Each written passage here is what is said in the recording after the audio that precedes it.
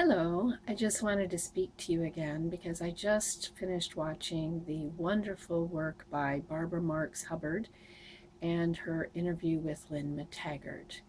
And this is part of Barbara's series on the Homo Universalis, Awaken the New Species Within You. There were many things that Barbara and Lynne talked about that I thought some of you might want explaining. For instance, they were talking about what does that really mean, awakening the new species within you, right? As Lynne pointed out, these are capacities that we've always had. It's just that when we've expanded our materialistic science, all of a sudden we're losing touch with these energetic parts of us, aren't we? Um, those of us who are on a path of awakening back to these energetic parts of us that are filled with such power, um, we're attracted to one another, and we start listening to one another's talks, and we take master classes, and we're supporting one another. But there's a lot of language being used. So for instance, in this talk, they were talking about, hey, what we're really doing here is creating a psychic internet. Well, for instance, what does that really mean, right? It's like what we're really doing is tapping into a field of frequencies, a field of energy that is moving into, it's moving as part of different frequency bandwidths, different speeds of vibration. And our regular everyday awareness might be at one speed of vibration, but when we start tapping into feelings of love and unity and togetherness for the purpose of setting intention and healing to things that are bigger than us, um, we really are creating a psychic internet. But what that really means is we really are changing the energy that we are emanating. And so we begin to resonate with those energies that are higher, those energies that are at faster bandwidths and of more loving motivation, more loving energy. And a more loving energy is going to have a different pattern.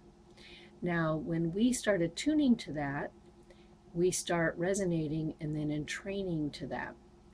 So let me explain again in this particular video what we mean by that.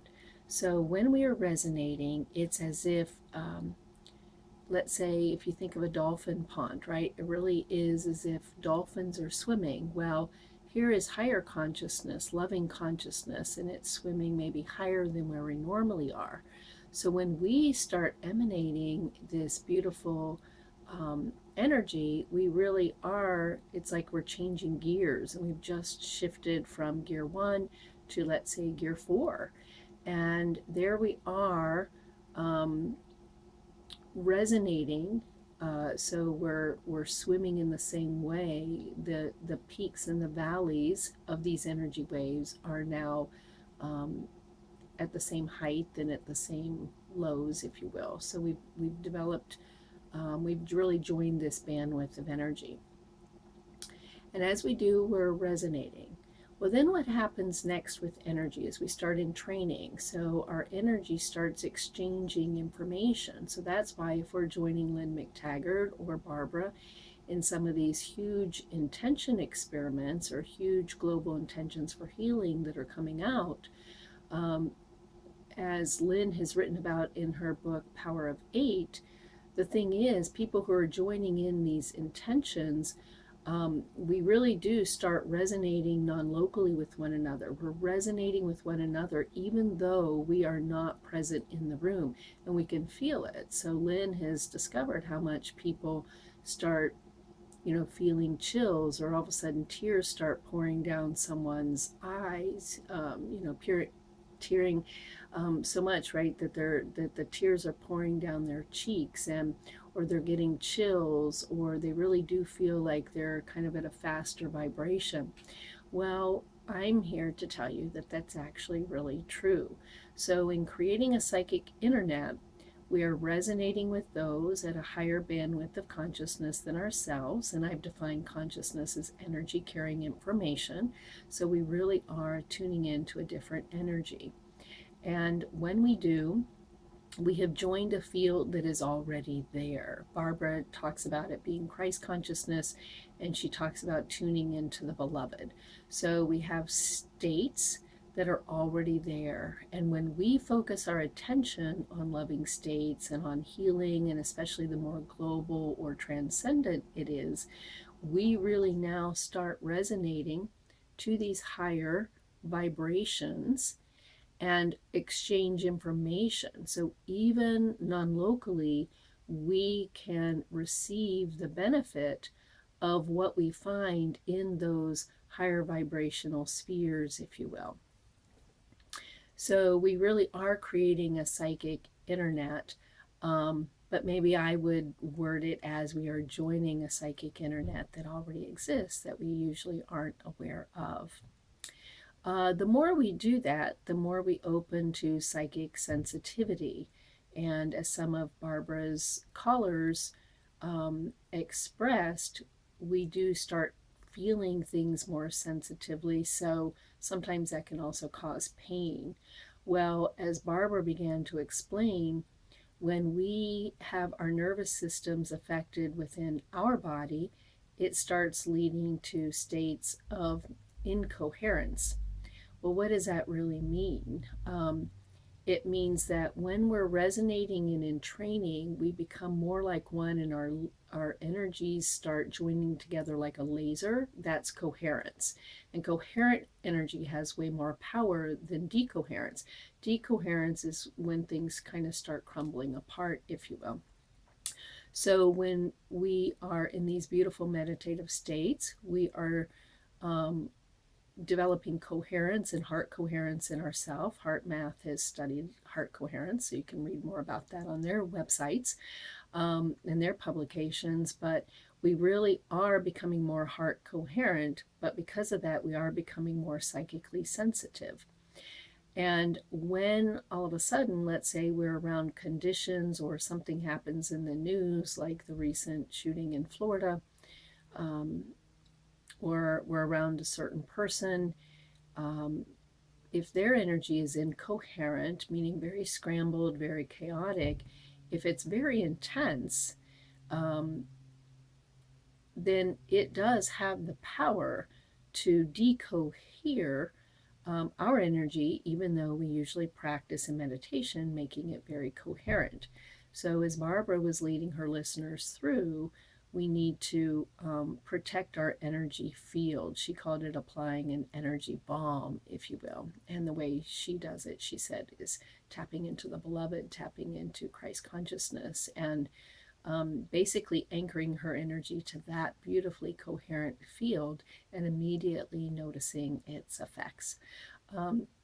In Qigong, a famous way of doing it is to see yourself with a violet egg of protection, kind of a violet egg rimmed in gold, and then allowing your field to resonate and entrain to that energy, and noticing a calming effect in your energy field. Now, what is the danger if we are opening and allow ourselves to psychically open to a bunch of scrambled energy? It really can be hurtful. But the more we practice cohering our energy and protecting our energy, in esoteric books it's called Learning How to Hold Our Light Steady, the more we do that, then the more we are calming the nervous system of the planet.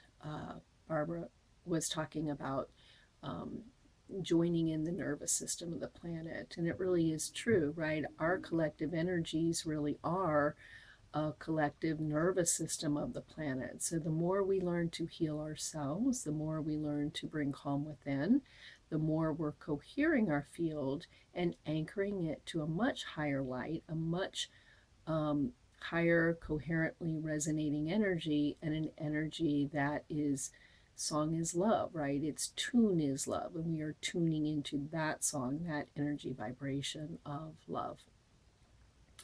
So, as she talked about, there are islands of coherence out there. So Barbara's group is certainly one of them, and certainly Lynne McTaggart's group is another, and Bruce Lipton, and they named many people that are out there forming small islands of coherence.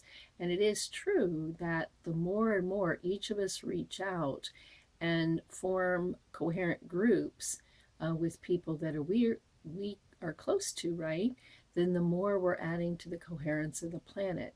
And there does come a tipping point where all of a sudden it seems like we will shift automatically. Some people call that the 100th monkey, but we will shift the vibratory pattern of the planet. So everything that you're doing to calm yourself, to meditate on love and healing, and not only for you, but for those around you, you are going into more of a basically transcendent energy, and we really are working to heal the planet that way. So I just thought I would talk to you about what those terms really mean and what from a physics standpoint is actually really happening out there. So remember, your love is coherent. Practice your coherence. Practice sending out that love, that light, because it really is an energy that's going out, and it's an energy that can be felt by all of those of you, all of us who are vibrating at that level.